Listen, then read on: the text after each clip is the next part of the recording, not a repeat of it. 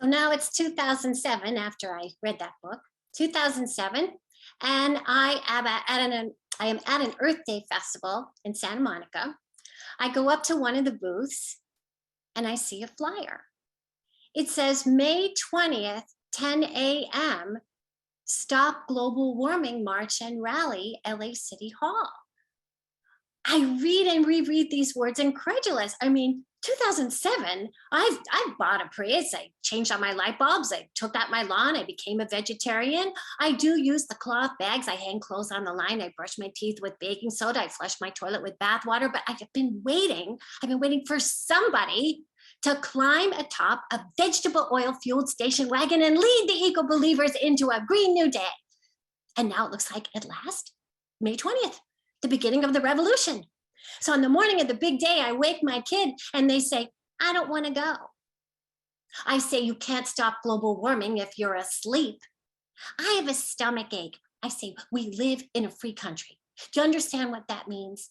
My leg is hurting. I think it might be broken. It means that we have the right, no, the moral obligation to protest. Mom, I'm 9. Well, thank God. When we marched against the war in Iraq, I had to carry you. My kid whimpers, no doubt remembering how I carried them on my shoulders till my back gave out. I had to set them down. They walked in a crowd of thousands in very real danger of being crushed. I say, don't cry. You're so much taller now. My kid wails, and that brings my husband on the run from his home office. I say, I am not backing down on this. Democracy only works if you make your voice heard. He hesitates, then nods.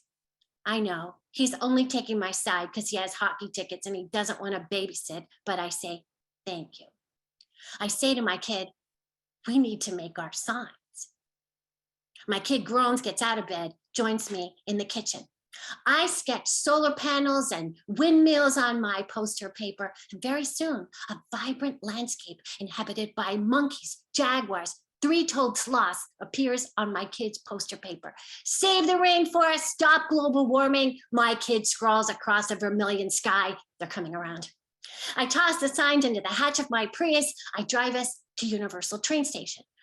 Now, just about a week before this, 500,000 people marched in downtown LA for immigration reform. So I'm thinking, well, how many more people will show up to save the planet? Parking is going to be a nightmare. We better take the train.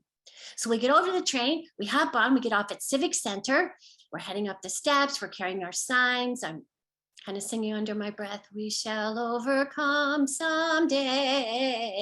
And we get to the top of the steps, we get to Hill Street's wide sidewalk, and something is wrong. Terribly wrong. There is not one person anywhere. And for one panicky moment, I am certain that Los Angeles has been hit by a weapon of mass destruction and only people who are underground in the subway like us survived. My kid says, Mom, did you get the wrong day? Was it last year?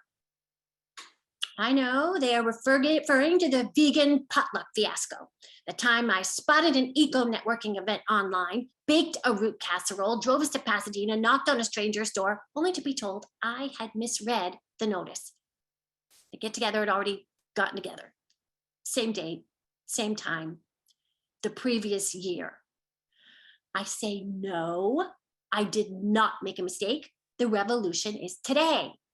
Just then, we see this middle-aged woman in a Sierra Club t-shirt turn the corner and start toward us, and I call out to her, hey, where's the march? And she calls back, I was going to ask you. I say, is there anybody else here? Well, my friend Stephen, he's over at City Hall. I'm Hilda. So we introduce ourselves to Hilda, and the three of us walk along Hill and then First Street over to City Hall. And there's her friend Stephen. He's standing on the City Hall steps. He's tall, thin, has a gray ponytail. He's strumming a guitar and singing plaintively into a microphone. Mirror, mirror on the wall, who's the savior of us all? Pathetic. And except for Stephen, Hilda, my kid, and me, that plaza is empty. And I hear chanting, stop global warming, clean air now. I turn back toward First Street, just as this ragtag band of about 25 souls appears. gray-haired folks in Sierra Club t-shirts. They're carrying handmade signs. One man is wearing a jellyfish costume and combat boots. A woman is dressed as a shrub. There's a man on stilts. I think of that movie by Fellini, Amarcord, where the bizarrely comic townspeople march to the village square to enact the rites of spring. Any minute, one of this crew is gonna pull out an effigy of the old witch of winter and set it aflame. We're all mad at times, one of the characters in that film says.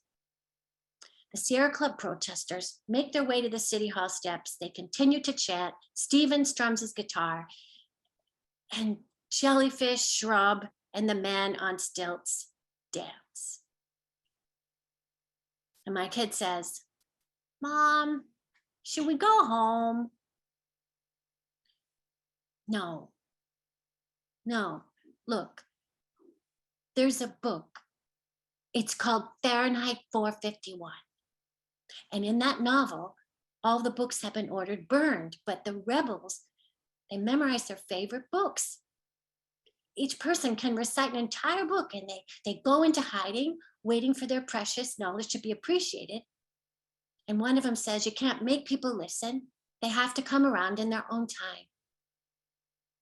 I know, there are only a few people here today, but next time there'll be more, a lot more.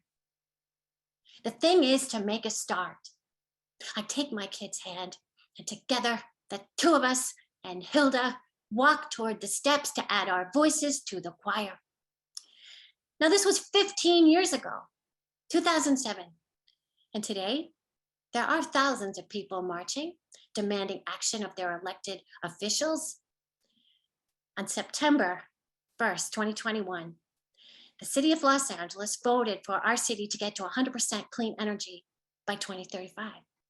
They voted for solar, they voted for wind, they voted for geothermal, for batteries, they voted for green tech to replace fossil fuels, fight global warming, and eliminate the pollution that has devastated marginalized communities. And I know that each and every environmental activist in the city of Los Angeles made that happen. Woohoo! Yay!